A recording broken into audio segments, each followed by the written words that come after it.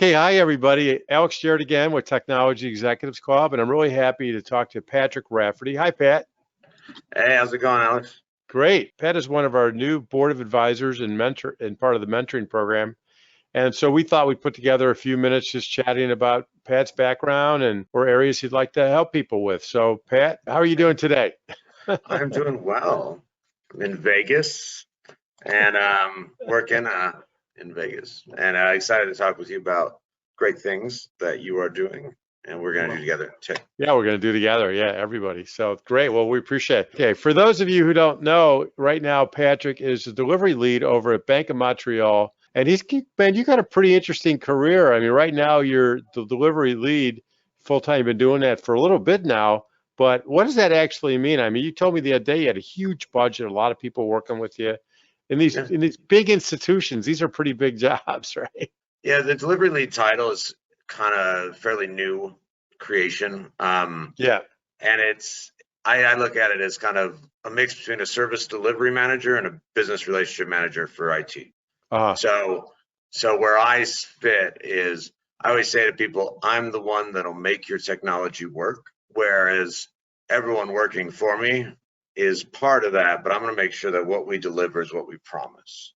And yeah. so it's kind of a mix of like my team right now, we've got 7 dedicated PMs just on this project, plus 10 or 15 analysts, plus 40 QA, plus 50 you know 40 or 50 testers and another 50, 100 other managers and Mhm. various business people partially allocated. So on this project, I'm working on the Bank of the West acquisition and integration program at BMO. So we've just completed that purchase, and my part of that program is the deposits and debit cards conversion and integration. It varies in size, but I look at this as the role that's kind of the tie between your PM, your BA, your delivery. So it's generally a fairly senior role. Right. And before that, you were director, senior delivery lead over at Kin and Carta, which used to be Solstice, a great consulting company. I know the folks that started that. And before that, this is when I met you, you were vice president, chief of staff, IT risk manager, senior program manager over at Societe Generale Corporate Investment Bank, another large investment bank and banking institution. You had a lot of people at that company. You told me, I think, over a couple. We have about 800 in the team that I was chief of staff Yeah. for. So Yeah. So you did that. And before that, you were senior product manager of Presbyterian Healthcare Serve. The list goes on and on. So what I'm telling everybody here, Pat is one of those guys, I'm just going to say he's extremely smart and he knows how to get stuff done. You've definitely fit the profile of someone who's really achieved great success early on in your career in these bigger companies, which is not an easy task to do. and it's funny, and I haven't done it the normal way. I think Alex, I started my undergrad's in accounting, and so I was in corporate accounting roles, but I was always that guy, kind of like the liaison or the finance and IT, and I Yeah. didn't actually jump fully over until I went and did my master's at Columbia in New York City. And I went through that whole financial crisis, and I watched myself working 14, 16 hours a day, because every day it was like our major customers were collapsing, and we were having to worked on some big bond deals and multiple acquisitions there from the finance perspective. And I just watched my CFO every night. I just said to myself, gosh, I never want that job. No offense to any of the CFOs on the Yeah. and That had to be a rough time for that whole community. I mean, impossible time. oh, it was incredible. And and of course I had just come from, so I've always been very interested in like how the business really works. So like Yeah. I often say this, and we talked about this before, but like it doesn't matter what industry you're in, everyone has the same problems. So if you can solve those, you can usually find your path somewhere. And so I got more and more interested with the technology side and how good technology supports good business process. It shouldn't be one or the other. And I think like that's where, again, when I look at how I do things differently, I often ruffle feathers because I push for the right answer, which sometimes for my IT colleagues is they want the shiny new toy to play with, the new software or whatever. And I say that doesn't make any sense. But on the flip side, I'll push my business people to say, this makes sense for you, even though it's going to be painful. And so finding that ability to be like the internal salesperson for IT, but also to understand like what's really happening with the business and where our risks are. And those are like the fun puzzles. So for me as like a total nerd, and I'll just admit it, it's that being, solving those puzzles. So I feel like the financial background at the beginning really helped with that, because when we look at technologists, I think unfairly many get accused of having no personality. But oftentimes fairly, we get accused of not understanding business. And so, I think that's where. But let's get back to your background. We talked before about 3 or 4 areas. If you want, I'll just read them to you. You can talk about each one. Yeah. Organizing your technology-based career for success, finding solutions to impossible problems, how to fix projects in crisis and make them work, and selling the value of technology within an organization. Every one of those could be a masterclass. Well, it's really a finesse game, because there's a certain kind of gut instinct. I think, for whatever reason, my mom thought I was great. And so I have this incredible self-belief that there is no That's great. way that I'm going to take some of that. I'm going to take some of that. Exactly. Go ahead. And there really is, you go back to like the Kobayshi Maru, the no-win scenario. I don't believe in no-win scenarios. And what, really, is this from Star Trek? Is this the Captain Kirk thing? I really don't believe in no-win scenarios. And so, over the years, even going back, I remember my first role. I was working full-time during college at a law firm. They decided to put a new IT system in, and the accountant, it was one of these places where you had one bookkeeper and one IT guy, and both of them weren't doing anything but all but stealing their paychecks every week. And they both quit at the same time. And so we're in the middle of the system implementation. I'm 19 years old. I don't know jack. And I somehow, working with a couple other interns and the full-time folks, managed to figure it out. We got the thing implemented, got all the books reconciled, some accounts that hadn't been reconciled in 5 years. And I just sat there, and I'm sitting to myself, I don't know what I'm doing here, but I'm going to find a way. And then in a more recent context, I think that like indomitable will and self-belief then allows, to, instead of, I never see that wall that everybody's saying it can't be done. And I'm willing to go and search out either within the organization or technology solutions or budgetary solutions or whatever to find a path to good. And there's a number of strategies to do that. And honestly, that'd be something that we should do like a workshop on sometime, Alex. But it'd be fun. It's kind of become a gut feeling. But a lot of the kids that I've mentored, some of them, successful in their own right now, have the ability. They just need someone who's gonna stand behind them and say, please go screw it up, just not so bad we can't fix it. So that's another one of my rules: don't break anything you can't fix. And so, and that goes into, I think, that second point, but around, fixing broken projects. And, when I think about it, it's a similar skill sets, but I think to fix a broken project, you have to be able to take that risk to know that nobody expects you to succeed. And so I think to be successful at it, you really have to want to fix things for the right reasons. And I can't tell you how many times I've been handed something that was a year late and $5 million over budget and turned it around, and those are the moments where you see what you're made of too, I think.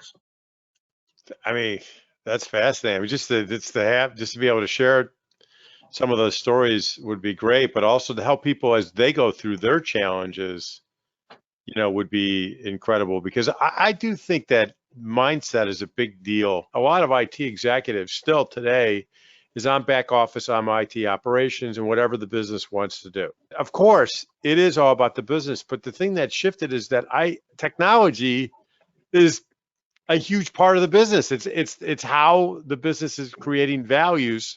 Going back to your enterprise architecture, it's how we're creating values for the customer. The other side is I saw, we did a project management event years and years ago. God, it must have been 15 years ago. And there was forget the fellow's name, but he was a VP somewhere. And what I liked about him was his mindset. He would say pretty much whenever all the different executives would come, he worked for a big company, come down and say, we got to do this, we got to do this, and we got to do this. And he was PMO, had a PMO. Mhm. And he would say, okay, what are we going to cut? But he was strong enough to stand up to everybody and say, I'm not going to tell you times that we can't do, and I'm not going to tell you staffing levels that we can't do. But as much as you want it to be true, I'm going to tell you the truth. And he had a great career doing that. What's your comment on that? One of my great boss that I worked that brought me to Wall Street was this guy, Tom, and he used to always say, bad news sells better early. And it's something we should really take to heart, because I've never met a senior executive, and I literally used to prepare board packs when I was on the accounting side, and I have reported to CIO, like global heads, level people. And if you ask somebody, if you're up against a wall for something, that executive would always prefer you to say, I don't know, but here's how I'm going to find out. Let me get back to you by Friday. Mm-hmm. When you come back, you better come back on time. You can't keep saying, well, no, I didn't have time this week. I'll come back to you next week. Yeah. But as long as you tell an executive, here, this is why I don't know, and I'm going to find out, and here's what I'm doing to find out. Mm-hmm. And this is when I can give you that answer. They will always say, okay, then I'm going to fight you over it. And it took me until I was like 30 to figure that out, because I was like totally, yes. And then I'd go like turn my head around, and then, I'd ultimately find the answer, but I'd be late. So, it might be 2 or 3 or 4 days, or they'd have to chase me. And that was the other, kind of like great lesson I learned. Never let like a managing director or C-level executive chase you. So if you say you're going to do something, or they ask you for something, you tell them when you're going to have it done, and you get it done by then. And even if you can get like a grace period once, usually. So I find if 1 in 5 things or 1 in 10 things, I have to come back and say, hey, this came up because you asked for X, or they ask you for something else while you're working on these 5 things. You just say, I've got these other things I'm doing for you. Do you mind if I push one of them back? And just be honest. Like, this is me. Yeah. A lot of times you're so afraid, especially in like your 20s, and you're just terrified. You're like, well, what if I tell them and they yell at me or something? So what if they yell at you? Yeah. I have a friend of mine who's a CFO, and we talk a few times, and he said it took him a while, but he sort of had to learn how to tell the bad news, and it was really his job to do that. Was to basically say, look, here's the numbers. You need to fix this. If you don't fix this, here's what's going to happen, right? And of course, the sales guys would say, oh, don't worry about it. We got a big pipe and everything. And he would say, great. But based upon today's numbers, it needs to get fixed, but he learned how to say things in a really diplomatic way. So it was non-confrontational.